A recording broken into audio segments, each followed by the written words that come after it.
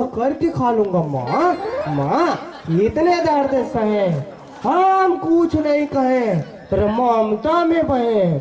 माँ तुम मेरे लिए उठ के बंगाला कॉल करा, पीच कॉल का चटनी पीस देना माँ। बेटा हो तुम्हारा, रपोट रपोट के खा लूंगा माँ। माँ इतने दर्द सहे, हम कुछ नहीं कहे, तेरे ममता में बहे। माँ तुम मेरे लिए उठ के भात को कस के बघाड़ देना माँ, ताकि वो कढ़ाई में लटक जाए। बेटा है तुम्हारा, रखोड़ रखोड़ के खा लूंगा माँ। माँ इतने दर्द से हम कुछ नहीं कर ममता में बहे। तो माँ ले हम बस अतकी मांग थल, और का मांग सकते आप जम्मो जनमन मांग देव।